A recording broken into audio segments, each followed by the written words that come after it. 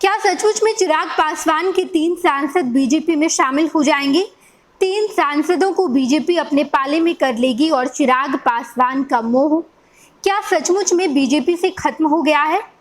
चिराग ये समझ गए हैं कि अगर उन्हें राजनीतिक तौर पर आगे बढ़ना है तो वो बीजेपी का दामन थामकर इससे आगे नहीं बढ़ सकते। क्या चिराग पासवान को स्टैंड लेना इतना महंगा पड़ेगा कि उनकी 3 सांसद बीजेपी में शामिल हो जाएंगे? तो हम आपको बताते चलें कि बीते कुछ दिनों में चिराग पासवान के कुछ ऐसे फैसले रहे हैं, वो फैसले हम आपको पॉइंट वाइज करके बताएंगे कि चिराग पासवान ने क्या क्या फैसले लिए हैं और बिहार के साथ साथ देश की सियासत में ऐसा क्या हो गया है जिससे ये संकेत मिलते हैं कि चिराग पासवान की पार्टी लोजपा रामविलास के 3 सांसद बीजेपी में शामिल होंगे या नहीं। बताते चले हम आपको कि दरअसल बीते कुछ दिनों में चिराग पासवान ने बीजेपी से अलग हटकर अपना स्टैंड लिया। बीजेपी जिस मुद्दे पर नहीं बोलती है, बीजेपी अपने फैसले पर अडिग रहती है, उस फैसले का विरोध चिराग पासवान ने किया है। चाहे वो लेटरल एंट्री की बात करें, लेटरल एंट्री पर भी चिराग पासवान ने बीजेपी से अलग होकर अपना स्टैंड रखा। दूसरी तरफ अगर सुप्रीम कोर्ट के द्वारा SC/ST में क्रीमी लेयर के प्रावधान को लागू करने की बात कही गई थी तो उस वक्त भी चिराग पासवान ने इसका विरोध किया। इतना ही नहीं बल्कि विपक्ष के सुर में सुर भी मिलाया, यानी कि विपक्ष ने जब भारत बंद का आह्वान किया तो भी चिराग पासवान ने कहा कि हम उनके साथ हैं। इन सब के अलावा चिराग पासवान ने वक्फ बिल पर भी अपना स्टैंड बीजेपी से अलग होकर रखा और कहा कि वक्फ बिल को लोजपा रामविलास नहीं अपनाएगी, उसका समर्थन नहीं करेगी। इसके अलावा चिराग पासवान ने जब झारखंड में कदम रखा, जब झारखंड की राजधानी रांची में लोजपा रामविलास के राष्ट्रीय कार्यकारिणी की बैठक हुई थी, वहां भी चिराग ने कहा कि हम झारखंड में 25 सीटों पर चुनाव लड़ेंगे, अगर बात नहीं बनी तो यहाँ अलग भी चुनाव लड़ा जाएगा। यानी कि हम चाहते हैं हम अलग से चुनाव लड़ेंगे झारखंड में अगर बीजेपी के साथ बात नहीं बनती है। चिराग ने ऐसा बिल्कुल पहले कभी नहीं कहा था।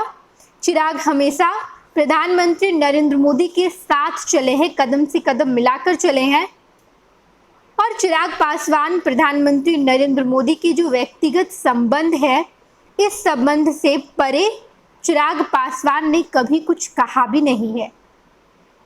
चिराग पासवान हमेशा नरेंद्र मोदी के फैसले के साथ नजर आए हैं, लेकिन ऐसा पहली बार हुआ है जब चिराग पासवान ने प्रधानमंत्री के फैसले को स्वीकार नहीं किया, प्रधानमंत्री के खिलाफ जाते दिखाई दिए।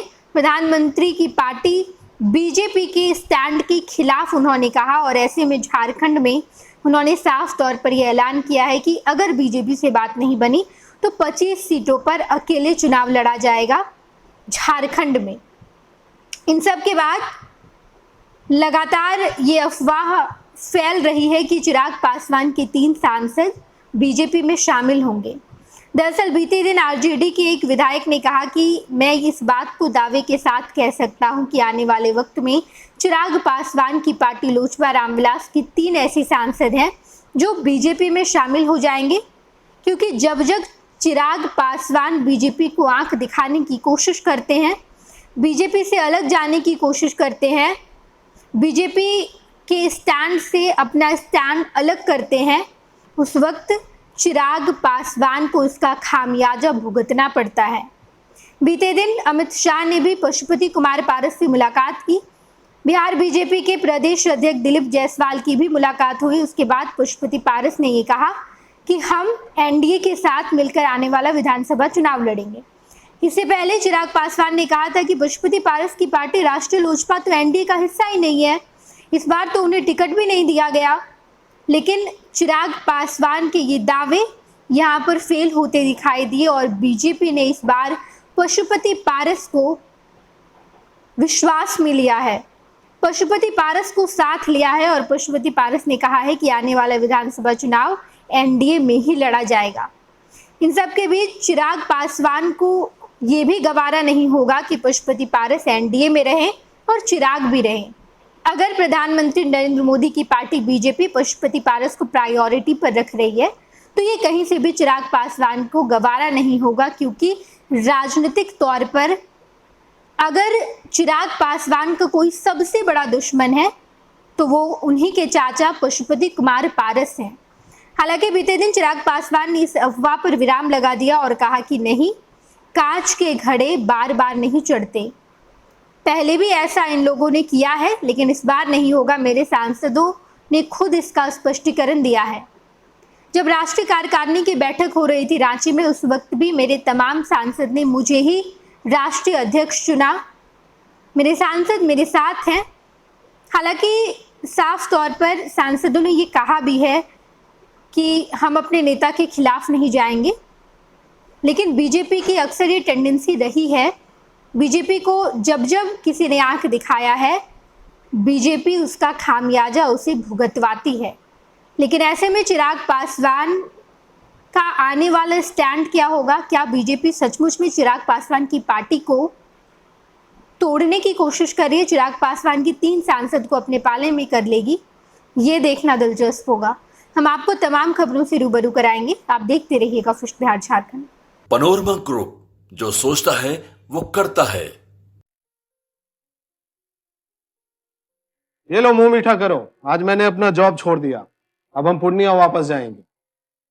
जॉब छोड़ दिया है? मतलब ये घर कैसे चलेगा? हम करेंगे क्या? और माँ बाबूजी क्या बोलेंगे? इसलिए मैं एक और मिठाई का डब्बा लाया। अपने बिजनेस के लिए लोन अप्रूव हो गया। अरे लोन अप्रूव हो गया वो तो ठीक है, लेकिन पूर्णिया में हम रहेंगे कहाँ? अपना घर भी तो नहीं है वहाँ। इसलिए तो एक और मिठाई का डब्बा अलग से लाया हूँ। हमने पूर्णिया में घर ले लिया है, पूर्णिया के ई होम्स पैनोरमा में।